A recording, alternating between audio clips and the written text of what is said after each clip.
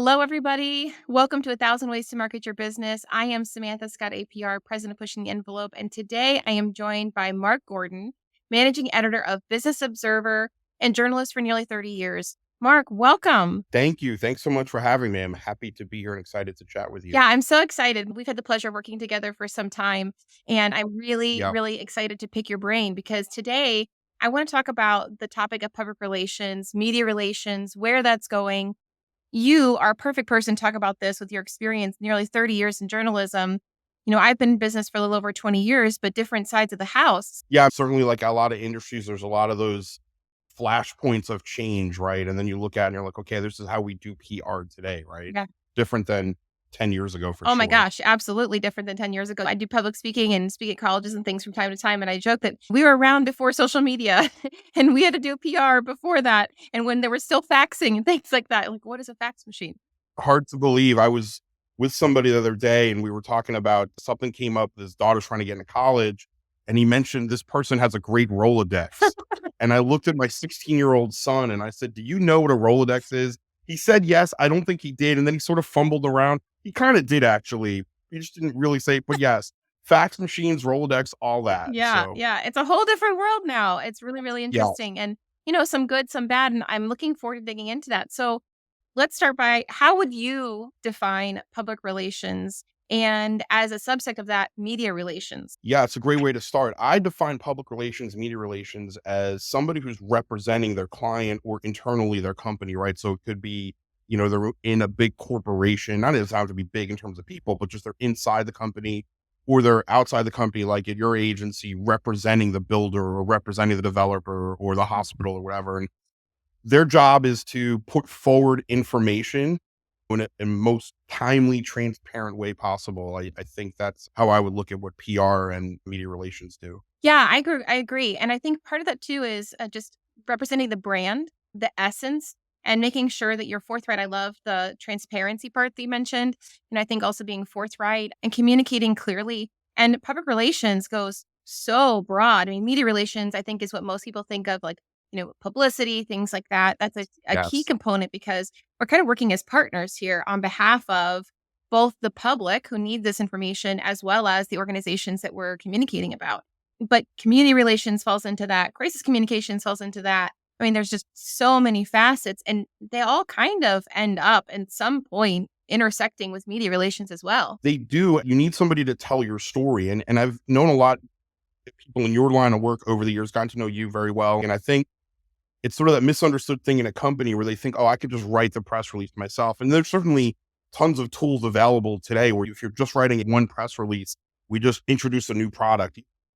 You can make an argument that you could do that yourself. I'm sure there's plenty of good tools to do that, but a good PR person, right, should be the storyteller of that company.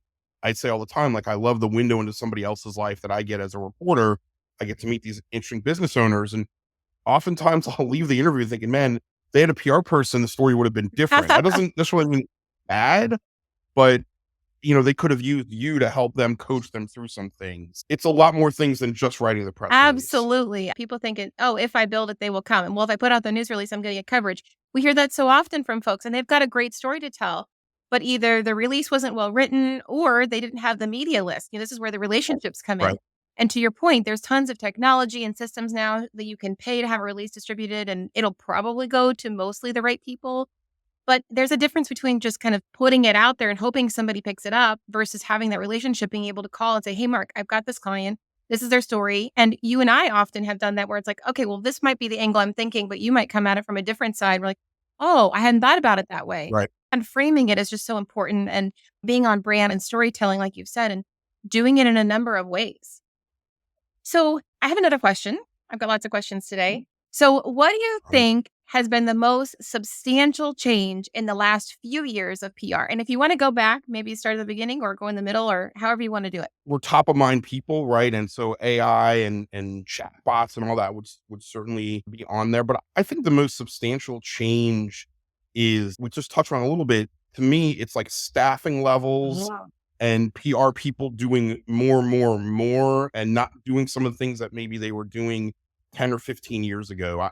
That's what I've noticed, at least from the reporter side, sometimes organizations that you think they're definitely going to have a PR person for this, they don't, or at least it's not readily Uh-huh. available. And then when you get a hold of them, there's a disconnect. And as a reporter, it's challenging to figure out who's the right person to talk to. That wasn't the case like 10 years ago. I feel like that's a pretty significant change where you don't have that access to people as much as they used to. I think that would be one change.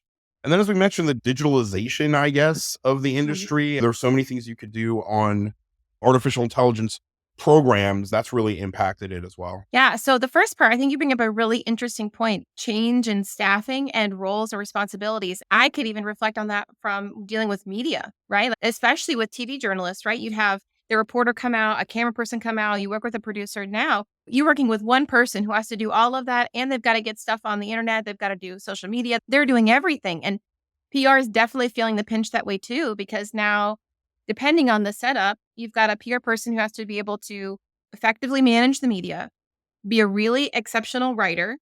They have to be able to do social media posts, do community relations, know Yes. everyone, be everywhere all the time, and respond like this. Yeah, no, 100%. You're right. That certainly impacts it. And it's funny, those things, right? Each of those things are like Yes, specialist things that used to be done, right? There used to be the social media person. Now you're the social media person. And as these algorithms change, I mean, it's challenging and difficult to keep up with. It's hard to stay on top of all these different trends and things going on to be in front of it people. really is. And, to your point of having to do all of those things, and I'll just explain, I like to share knowledge, but also our particular position and expertise on our podcast. I always say with a grain of salt, you can do it any which way, but this is how we've been doing it Right. in our business for some time is we really try to be very specific, narrow and deep in terms of who does what. We work as a team. So collectively, we're Yeah. kind of having to address this beast that is this change in the way that we work. But we have team members who are dedicated to just digital, and we have team members that are just PR. And then we've got somebody that's kind of looking at it from a brand perspective overall. But we work together because there's no way for one person to do all of those things Yeah. exceptionally well. And that's what we strive to do. Yeah. But I want to go to your point about AI and changes in technology. And I'm curious from your perspective, Mark, AI, there's this huge discussion around how do you know what's genuine? How do you fact check?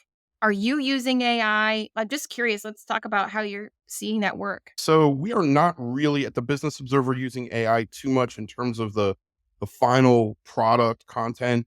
We're using a little bit, I think, in our research. Like everybody, we're cautious. I don't say like everybody, like most people, I think we're cautious, especially in journalism, right? You have this like, personal touch thing. I wrote a leadership column a few weeks ago about a guy who's started a nonprofit in Tampa to help rescue American citizens like caught in like dangerous world hotspots. I interviewed him on Zoom and he was in Wow. Lebanon actually. I thought it was really cool. You could do an AI reporter, but you wouldn't get the touch, the feel that we had. The other thing worth answering is we had a company wide meeting about AI and it was surprising. My editor told me all the young people in the room that you think would have totally embraced it. They're like, no, we don't want this. We don't want to do it. It is interesting to see generationally how this is going to play out. I mean, in anything, there's always the early adopters, the laggards, the Sure. bell curve kind of for adoption. What you just said really touched on something for me. I'm accredited in PR, so I adhere to a code of ethics. Just like in journalism, you adhere to a code of Sure. ethics. And I think that is one really crucial thing that I think if we aren't careful on both sides can get out of hand with the changes in PR and is just so critically important. So, how do you see on this kind of tech side, social media and online elements factoring into PR, specifically media relations in the future? And I'll kind of start out with a little volley there. For example, we follow journalists on Facebook, X, LinkedIn, et cetera, and have found sometimes that it's easier to connect with them. You talked about trying to connect with the right points of contact and with businesses, but sometimes we found that that's easier to connect with journalists because they are overwhelmed with email or they're not answering the phone. Yeah. Yeah, I think that could be an age thing too. LinkedIn's a good place for me. I do connect with plenty of people there, and that's been good for me personally. The newspaper itself, Facebook has been relatively good for us. A way that I've seen PR people use it is to put stuff out there that maybe media isn't picking up, Yes. right? So they'll put the press release out there like in a story form, and that's unusual. I think that's maybe the past few years. I've seen more and more of Mhm. that. And I kind of understand that from their perspective. Like, hey, we had this thing We tried to pitch it, nobody bit, nobody took it. So we're going to put it on social media ourselves and then kind of see where it goes. I think that's been something I've seen different. Yeah, that is an interesting way. And I think that's a great kind of tip for listeners who are curious about how they can leverage PR. Not everybody is interested or can afford working with a firm. And I love to give tips that people can apply. That's a Yes. great one is build your media list. There's tons of organizations, FPRA, which is the Florida Public Relations Association, but there's also the PR Society of America, PRSA. Often, if you're a member, you can get a media list from them. That's an inexpensive way. Plus, you can network with others and learn. Plug, I'm a past president for FPRA, so love that organization. But yeah, I think that's one way that you can build that. But the other is if you're not getting the play because you're not getting media to take a bite, well, you have earned media or owned rather, excuse me, that you can use. So put it out on your social media channels, put it out on your website, a blog, email newsletter, et cetera. That's a great tip that people can do on their own. And I guess I would add too, we talked about in the beginning about, the value of PR. And I feel like I'm not a PR person, but that's also something where you can access somebody like yourself to get a strategy, right? Is it Yeah. just putting it up on social media or what is your strategy? I've seen that a lot in PR where what's your goal here? Right? We often say to business observer, think like a business Mhm. owner. You're a business owner, right? What do you expect from this story? What are you going to learn? What are you going to be inspired by? What are you going to be informed by? So that's why I'm thinking, what's your strategy? Is it just to throw it up on Facebook and get 82 likes and 15 shares? Or is it market penetration? You could go deeper with that, I guess is what I'm saying. You are singing my song, Mark. If you've ever listened to any of our podcasts, read a blog, ebook, anything, strategy is everything. I always say that you got to start with a plan because to your Right. point, is this a popularity contest? Am I just trying to get some eyeballs on this content? That means nothing for your bottom line. Or are you trying to get people to take Right. action? Do you want them to go to your website, reserve, call you? What are Yes. you trying to accomplish with this? Right. Absolutely. Thank you. Love that point. And I love Business Observer. I've been reading it for quite some time. I think you do a great job of that is looking at it from your reader's perspective. And I think that's a really important point for business owners, PR professionals to think about as well. Is it's not about what, and I say this a lot, it's not about what you're trying to sell or what you're trying to say. It's about what your target audience needs or wants to hear.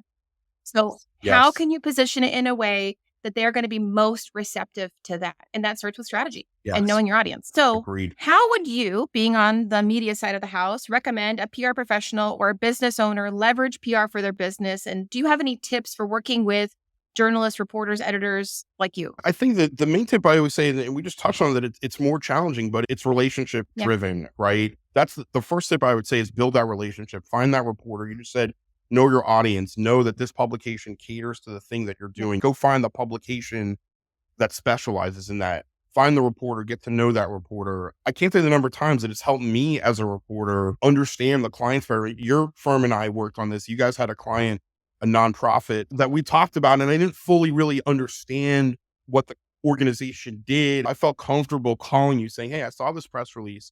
I don't really Yep. understand what doing. Can you, help me with this like mission statement? But that relationship, I think, is the first thing. You have to be able to do that. And the second thing is be persistent. There's that fine line. I'm on these panels sometimes and people ask like, how often? I said, you're selling your press release. So be persistent. It doesn't mean, you Stalk know, you in a coffee 200 shop, times text a you, day. and email you. And look, that's a key part of this job, right? Trying to interview somebody that maybe doesn't want to be interviewed. I balance that line. How many times am I going to email this person to say, hey, is Mr. So-and-so going to do the Yeah. interview? The third tip I always have is accessibility. That doesn't mean 24/7. Everybody has a life outside of work. But I can't tell you the number of times I've gotten press releases and in the upper right-hand corner for more information, contact Jill. And there's a number and an email and they don't email back and they don't pick up the phone. And I'm talking over a period of day and a half, 2 days, not 10 Right. minutes. Okay. So for any of our new college grads or people entering the PR world, that is like lesson one. When media calls, you answer. That is always mission critical. I even have that on my away message if I'm out of town. Is like, if you are media or this is an emergency, Right. here's what to do. Because look, we get it. Well, I should say we generally, I think in the PR world, we should get this is that you're on a deadline and we have to work together. So if you need something, I have Yeah. to be able to get that to you. Absolutely. And yeah, you said need something, I should say there's a fourth thing. I tell our reporters this all the time, and it's important, I think, lesson from the media side. Don't just treat PR people as like a phone call because you need something. You're allowed to call them and say, "Hey, what's going on? Tell Yeah. me about this. What's new?" I'm not writing a story, but like what's happening. It's just like anything else, relationship building. We all make choices about who we're going to spend more time Yep. with. And some people you become friends with, some more working. That's okay. But I think the relationship has to be two-sided. It can't always be, I need. Yes, I agree, and I have counseled many people on our team the same, right? Is like, don't just look at journalists as someone that's a means to an end, right? They're not a tool in the toolbox, for lack of a better word. Let's help Right. them, right? How can we help each other? Often we'll send notes like, "Oh, I really liked this article," or, "Hey, I've got somebody on this topic if you ever need it." Not because I need something right now, but again, to your point, it's like, Right. let's work together, and it's such a better relationship. Yes. Love it. Okay. So, look in your crystal ball. What does PR look like in the next 30 years? And how might that differ? 30 Like, years. you've been Okay. there for 30. What's coming up in the next 30? I like it. I like it. I think the big difference is going to be all the technology that we Yeah. talked about. Which shape it's going to take, I'm not sure, but there's definitely going to be a lot more digitalization of getting that message across, getting PR across. I think less and less people, I mean, we touched on it a little bit. I think the devaluing of that side of it, right? I mean, again, I've talked to people in your position where they go to companies and companies are like, well, why do I need you? I can just do this myself. But you wouldn't do that with a CPA firm, right? If you're not an Can I accountant, okay, I you wouldn't recorded this, so I'm just gonna play that on loop. play it on loop. Go ahead. Sorry to interrupt. I'm No, I'm pitching PR today and I 100% mean it. But I think that's going to be part of the challenges for the industry. I think that's going to be a big change is that you could do it digitally and it's going to be less and less people doing it and seeing that value of having that person to be in charge of telling your story. Yeah, I think that's definitely a consideration. The other thing I think about is genuineness, right? We had a client who we've been working with this client for quite a long time. I mean, close to 10 years, know them exceptionally well. And we've done PR and digital, and we've been pretty heavy on the digital side. And recently they've come to us and said, look, we really want more PR. We want to be on like the best list. We want to be, in these kind of rankings. They're in the restaurant industry. And it was kind of an interesting shift because they're like, we want to kind of move away a little bit from digital. We're seeing a balance in this of like the rise of using technology, I think, to improve and enhance things or expedite things, but at the same time, finding a way to genuinely communicate and find folks where they are and when they're going to be most interested and really connect with them. PR is going to be a balance with all things marketing like it's been. It's Yes. just a different balance. Yeah, This has been awesome, Mark. I am so grateful for your time. Thank you so much. We've touched on absolutely. AI and journalism, the PR side of the house, the media side of the house. Really helpful. I really appreciate it. And for anyone listening, do check out Mark's podcast. It's amazing, from the corner office. And we'll be on with 1,000 ways to market your business again in the near future.